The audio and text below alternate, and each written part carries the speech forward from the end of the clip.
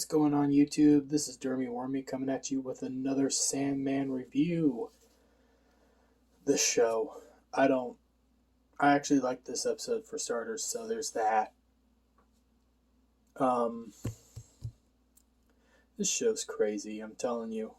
1 minute I'm questioning my sanity on why I continue to watch it. The next minute I'm like, man, I'm actually kind of interested in what's happening, and this character that I thought I was going to just despise, I want to know more of. I want to see more of, and that's Desire. I think it's probably good that they're giving us small little tidbits of Desire and really establishing that the character is an intriguing individual. I don't know what to call the person because it's they, thems, and dies don't knows. Trying to be polite because I'm starting to actually like the character. So there's that. But before we continue and I start telling you what happened in this episode, I just want you to look my little Master Gundam, man. I'm in the process of also putting together Fun Psyche as I'm in between episodes and stuff to kind of calm down because this show's just crazy. Anyways, let's get into this episode. We open on Emo, who was Morpheus, if you haven't figured that out yet. He's reading some books. Yeah, and those books are the history of Rose, a character we met back in episode 5. And we're seeing the day that Rose left her little brother, because I guess her mom and dad had a divorce. They were packing up. The plan was to take the little brother with them. The little brother's name's Jed. And the mom says, we can't take Jed with us because the dad won't let us. Rose gets mad, says he can't do that. The mom says, well, it's joint custody, so we have to have permission in order to take him. And Rose gets sad, says goodbye to Jed. Oh, excuse me, sorry, that's supper. Says goodbye to Jed and leaves crying. And that was actually kind of sad. I love brother, sister, brother dynamics. It's powerful stuff to me. After that, we then jump to Destiny's Dominion. Oh, not Destiny, Desire's Dominion. Destiny's another character that we haven't met yet. And Desire calls for the Queen of Despair, which is Desire's twin sister. Despair appears behind him. I can't do this. I'm just going to call Desire him because I can't figure this crap out. And I'm not going to say they, thems. I refuse. I just... That's a conversation for another time. Let's go with that.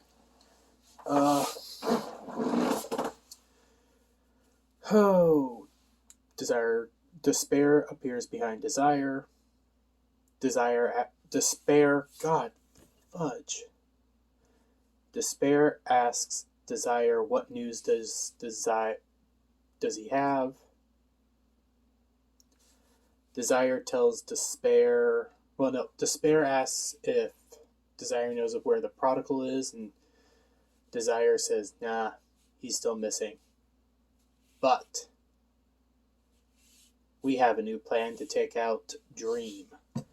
And we get a tidbit that Desire really despises Dream.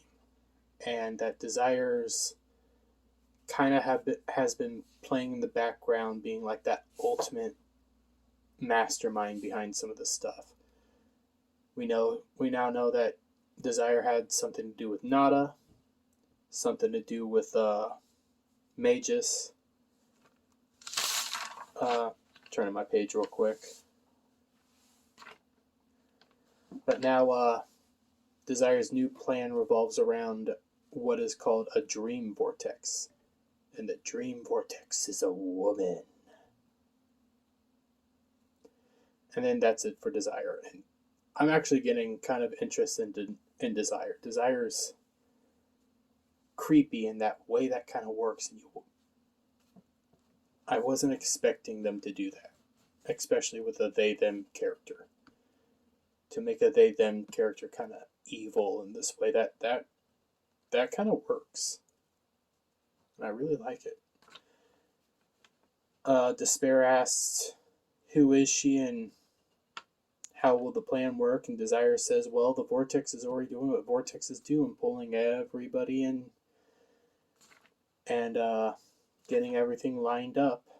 And then Desire says that the Vortex's name is Rose. So, yeah.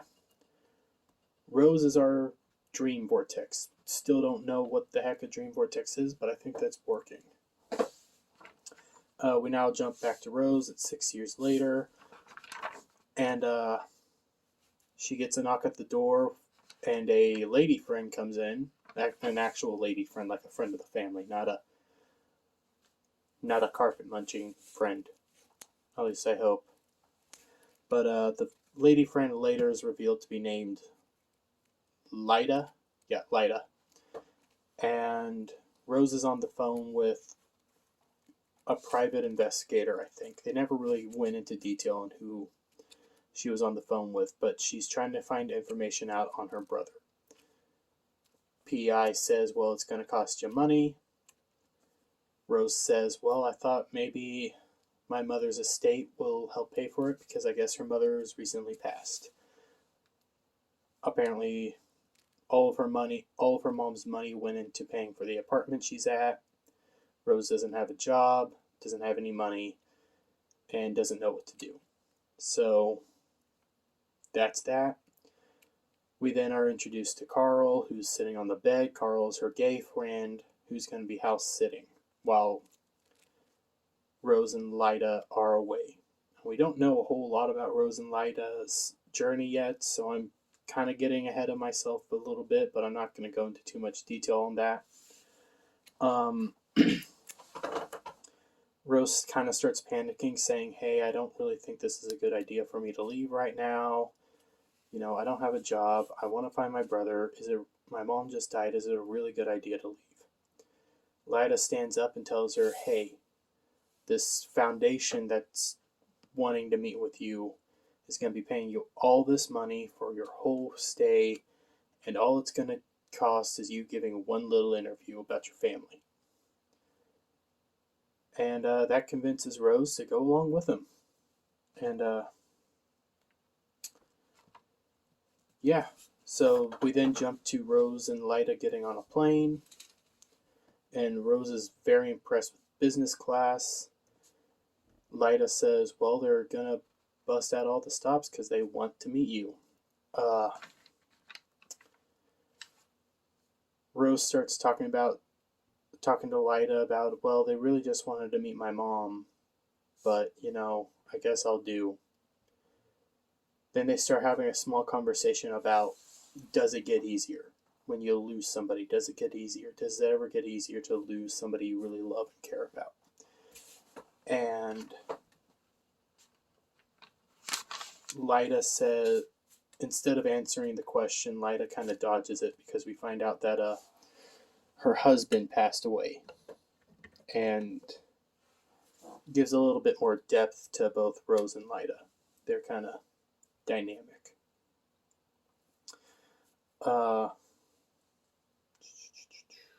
Yeah. We now go back to the dreaming where, gosh, I just heard her name and I can't completely forgot it.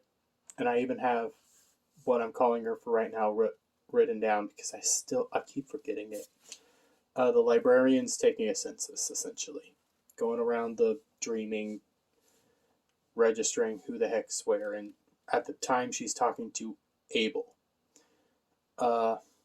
Abel asks, are the rumors true? Is the vortex a thing? The librarian says, I don't want to talk about rumors. I'm here to discuss the census and get figure out who lives at this place. Abel tells her it's him, Goldie, the house, and something that lives in the basement. And the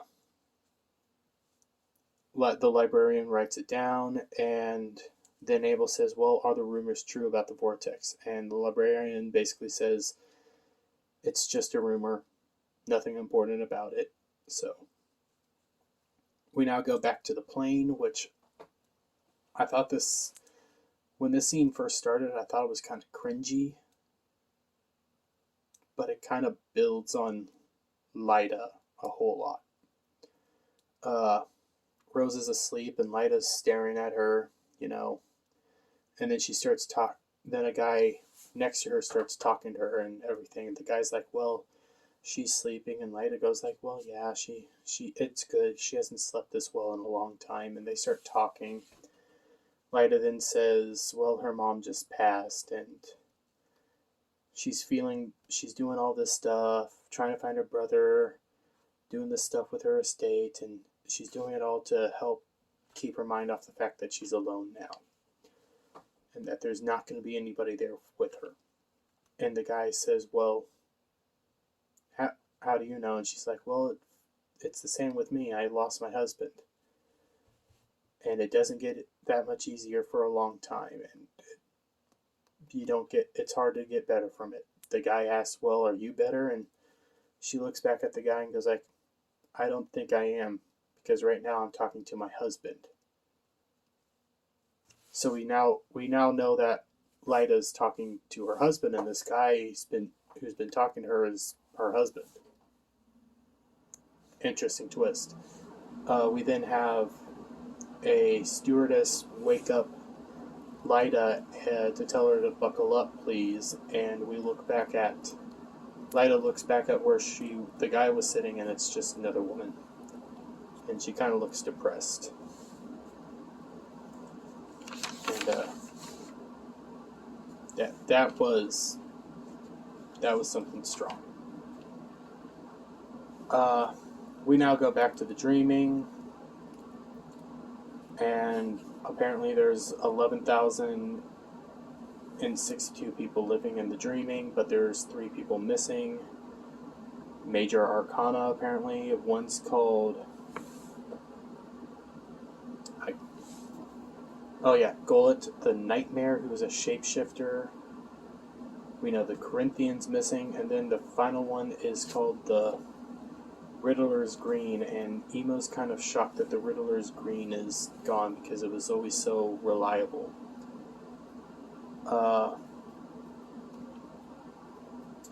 Emo starts blaming himself for having everybody leave.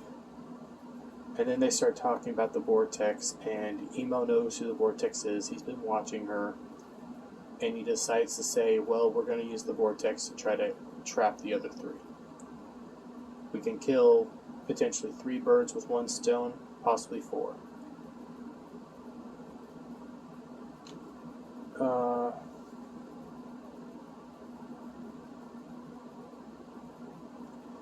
Basically,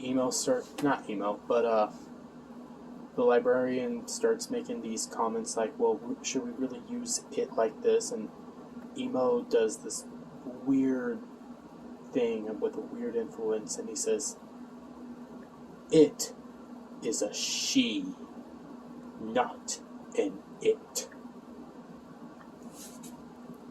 Really thought that was a weird moment, but he basically says because the vortex is immortal, he's not allowed to interfere with it until the vortex becomes dangerous. So that's why he's going to be watching it for right now. He needs to be watching it, so the librarian suggests they should watch it, and then Fat Little Man, who's our little raven friend, decides to watch Rose for them. We go back to Rose. She's now arrived in Sussex, England. Sussex, England. There, I said it right. And they're greeted by an attorney called Mr. Holdaway. And first, Elida gets the name wrong, but is corrected, and it's something weird. But Mr. Holdaway is the... I can't remember what the English people call it. A solicitor, not an attorney. The solicitor for the benefactor that brought them there. And the person apparently lives at this old folks' home. They go into the old folks' home. He takes them up to the benefactor, and the benefactor's name is Unity. Holdaway leaves, and Unity greets them and everything and introduces herself. Rose then notices a dollhouse in Unity's room and starts admiring it. Unity tells her that, oh, it's a very pretty thing, but I never got to play with it. And goes into the fact that she was diagnosed with a sleepy sickness, and basically she's been asleep for all time, but woke up 8 months ago. While she was asleep, she had a child. The child was then adopted out. That child then had a child of its own, who was a girl. I had the girl's name. Oh, named Miranda. And that name struck a chord with Rose, and it I can't think of the word. It was shown. It's not shown. Whatever. But basically, Miranda is Rose's mom, and Unity is Rose's great-grandmother. What I do have to say is, small tidbit, Unity does not look like she's over 100-some years old. She looks like she's in her 70s and 80s, and that's kind of stupid, but it is what it is. Basically, the girl that fell asleep in the first episode, the first one that we saw with the sleepy time sickness, yeah, that's Unity. So, she's back. What's funny is I was starting to wonder what the heck are they doing with this disease, because we haven't heard anything since episode 2. So, actually, I don't even think we heard anything in episode 2. It was episode 1 that the last time we heard about it, maybe. So, we'll get back. Well, anyways, back to the story. Unity apologizes for not telling Rose sooner. Instead of Rose doing what I thought was about to happen, which was, throw a big temper tantrums, make it all about her. I'm strong women. Rose accepts the apology and hugs Unity. Lyda sees that they're having this moment and decides to leave. And Unity and Rose tell her that she doesn't have to, but she's like, you guys just met.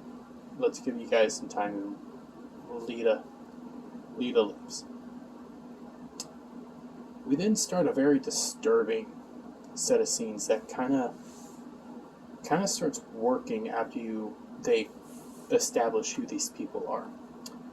We jump to Huntsville, Alabama, in a diner where you have a fat man, a woman, and a balding man planning out this special event, saying, hey, we had this headliner, but this headliner is gone, so we need to get a new headliner. What are the big names we have coming? They list off the big names, and it's like, well, we need to get somebody big, because we already have the tickets sold, and there's not as many as last year, and so we need somebody big to make this thing work. So they all ask, hey, who do we want to see at this headline? Like, whose work do we really appreciate? And they say the Corinthian. And you're starting to wonder, wait, why do they know the Corinthian, and why do they admire the Corinthian? Well, then we get this young waiter appears and gives them some coffee, pours the coffee, leaves, and then the fat man says something kind of creepy. He asks, well, how old do you think he is? Kind of in a sexualized manner. And the balding man says, well, it's probably not the first Corinthian. I mean, this started happening several hundred years ago, so it's probably a different iteration that we're trying to reach. And then the fat man says, no, not the Corinthian. That waiter. in this really weird sexualized manner that's kind of it kind of made my skin crawl.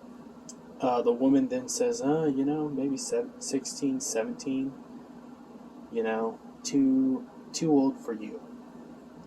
And the fat man basically says he looks a whole lot younger. Still in this creepy sexualized manner. It's just disturbing and you don't like it.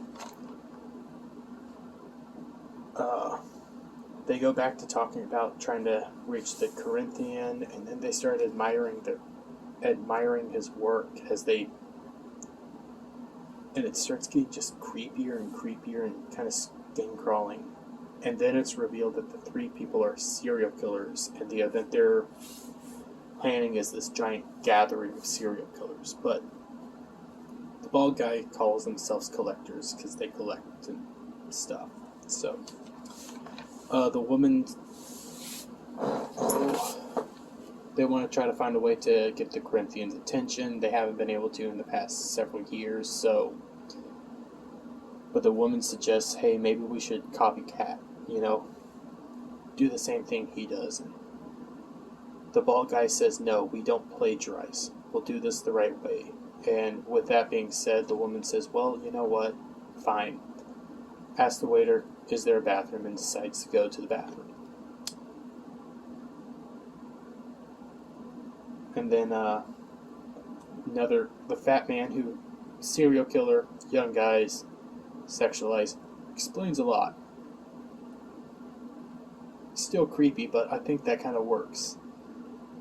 He then asks, do you think the Corinthian has a type, and the bald guy, and the bald guy doesn't really respond, but then we jump to Rose's apartment.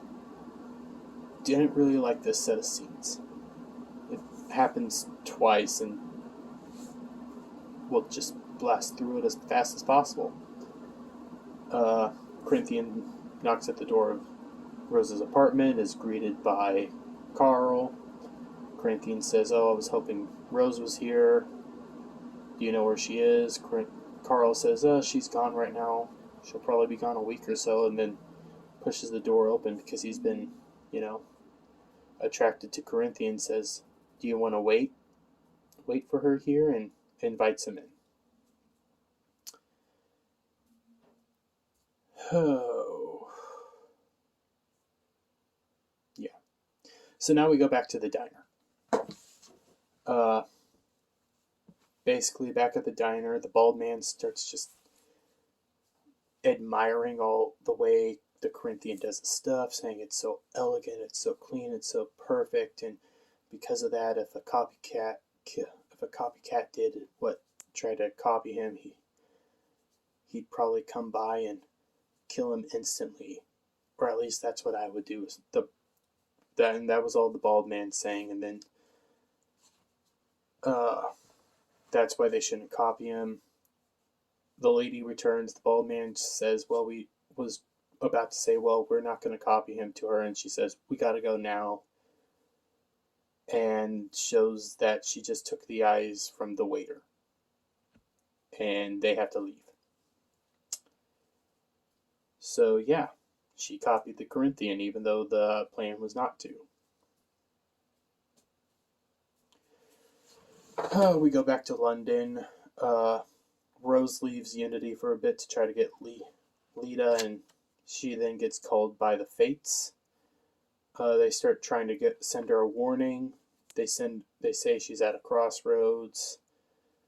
They warn her about dreams in a house, and then they say, she asks, what do you mean? And they said, basically, you asked the wrong questions. We could have told you about the Corinthian, about Jed, and about Morpheus.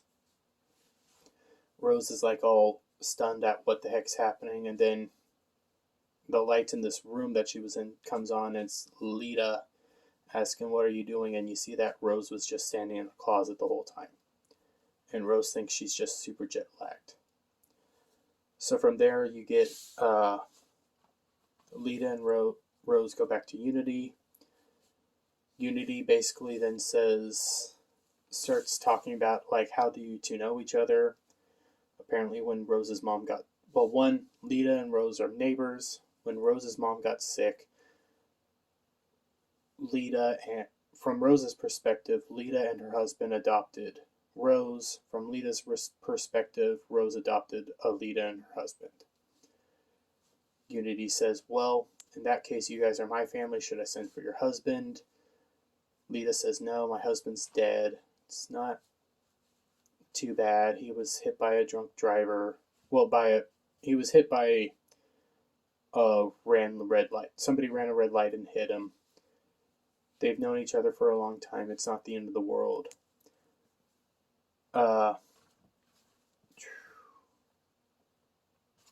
Wrote this part down because I thought it was interesting. This is why I started liking Unity in this story.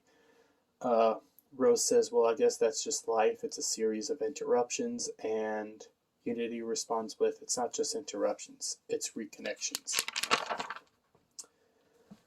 Unity decides that she wants to find Jed and employs Rose to help to go find him, saying, hey, I'm going to pay all your expenses and stuff. And it's because apparently they own King King's sugar. And then she gives Elite Unity gives Rose a golden ring, and Rose tells Unity she just dreamed about this golden ring and stuff, and Unity says, well, let all of your dreams come true. We're gonna shoot through back at Rose's apartment because it's creepy. Back at Rose's apartment, Carl and the Corinthian have just finished up, making the beast with two backs. Corinthian starts walking around Rose's apartment, admiring everything that she has. Starts talking about, and then Carl starts asking, what's that job you want Rose to do? And Corinthian says, well, I had this job, left that job to work independently, and now I want Rose to come work with me so we can put my boss out of business. Basically implying he's going to use her to take out Emo. While they're talking, Corinthian gets a notification on his phone. He looks at the notification and sees that it's the copycat killing. He starts getting angry and says he has to go. Carl says, hey, before you leave, why not one more round?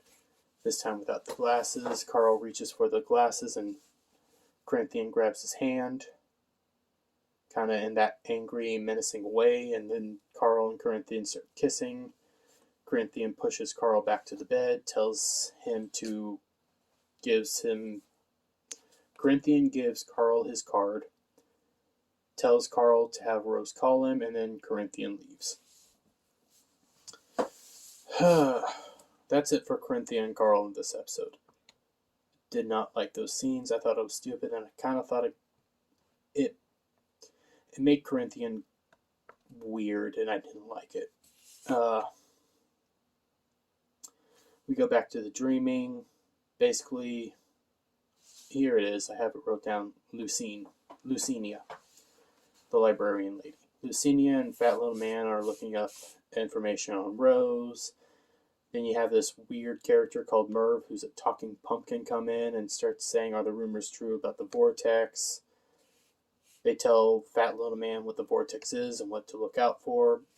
Fat Little Man says, well, I'm off, and then goes flying to go watch Rose, and he flies through this painting into the real world, and he ends up in Cape Kennedy in Florida.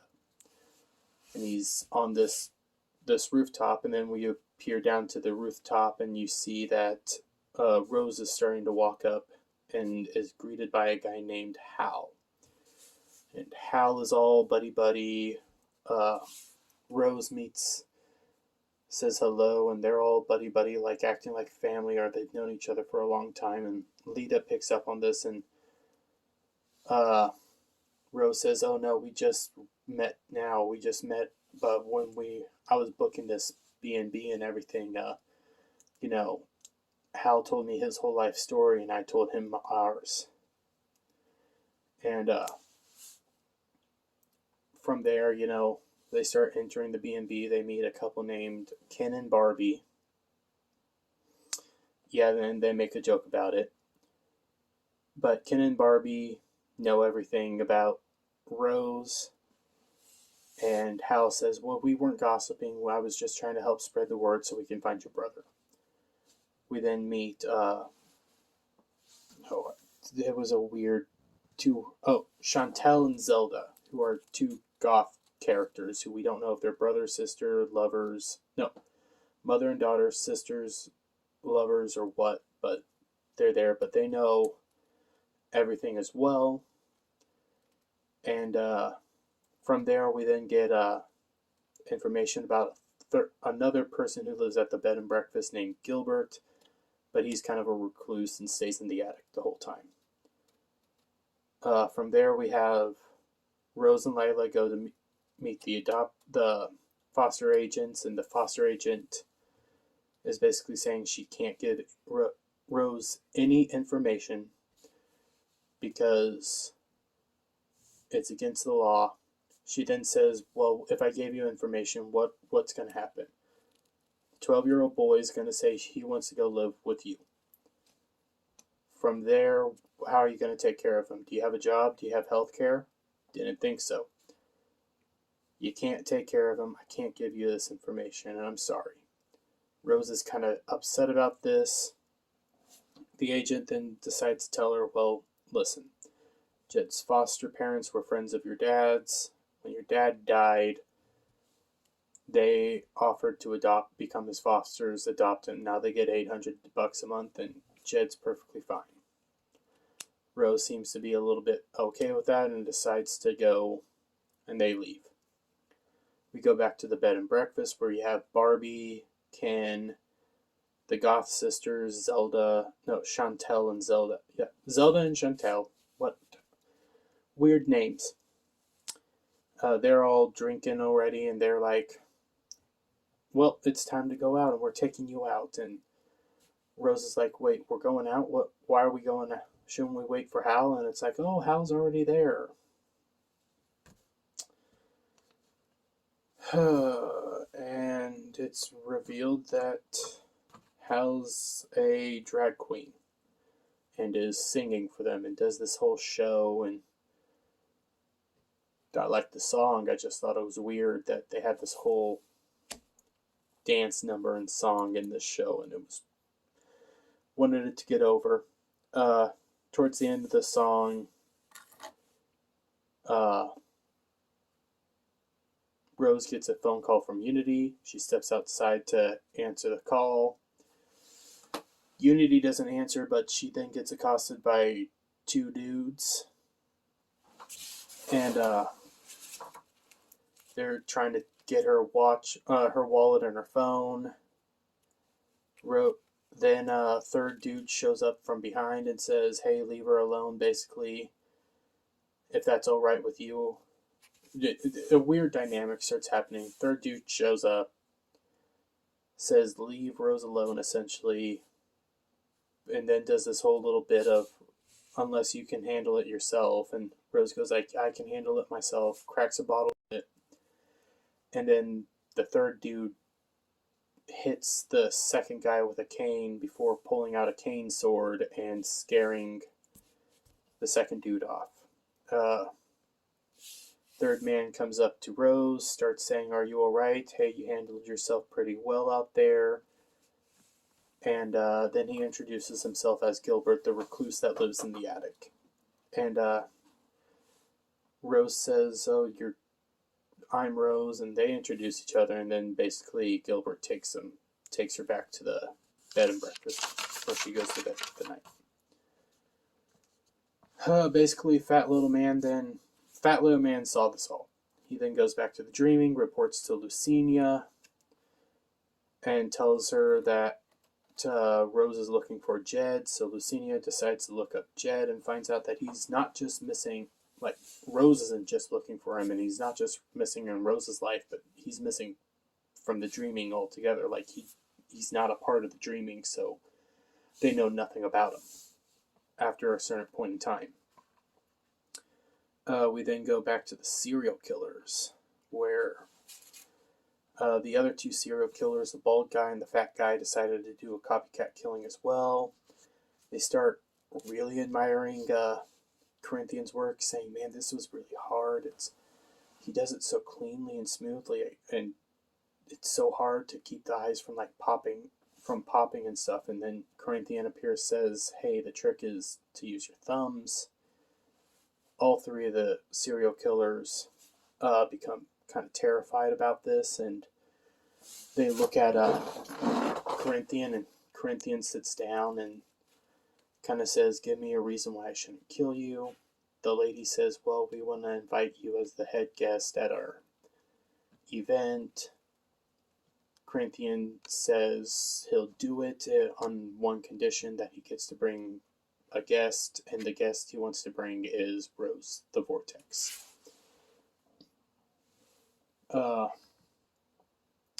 We go back to Florida, where Rose is awakened by some voices and stuff, and she gets up out of bed and opens the door. Now we're back in the dreaming, and we realize the voices she was hearing were voices from the dreaming, and you can see her start walking up to Lucinia and Emo. But back in the dreaming, they start talking about Jed and how it's weird that he's missing, and Emo says, well, he's still in the living world, but he hasn't been in the dreaming world forever, in a long time, and I can't reach him here. In order for you to get cut off from the dreaming, it takes a lot of knowledge and a lot of power. Lucinia thinks it was I had the name wrote down. One of the greater arcanas, the one that can change shapes. And she said it makes sense because, I mean, Jed Walker is the sister of Rose Walker, who's the Vortex.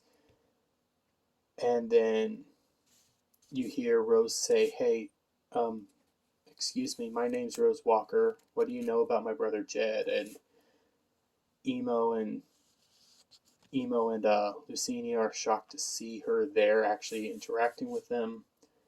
And then we're done there. We then jump to Jed. This scene,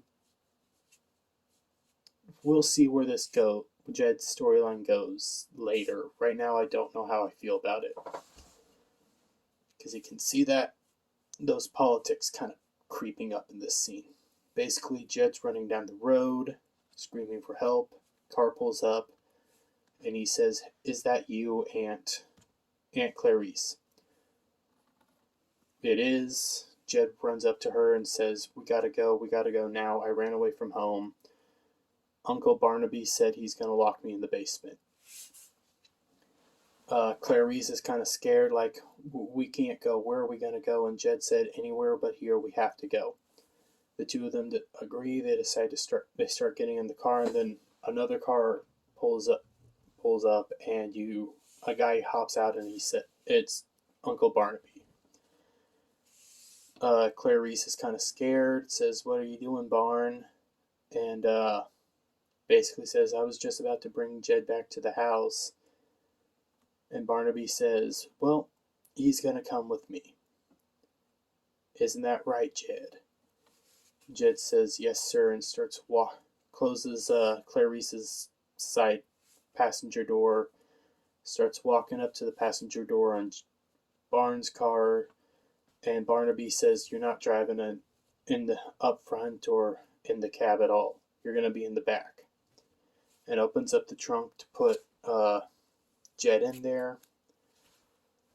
As Jed walks to the trunk, Barn pulls out a shotgun and cocks it. And this is why I thought this scene was weird, because he forces Jed in the back of the trunk, and it's one of those moments where you know this show's already gone down the progressive rabbit holes a couple times, and so now you see a straight white man who's toxic with a gun in Florida. You know there's a message there, so we'll see.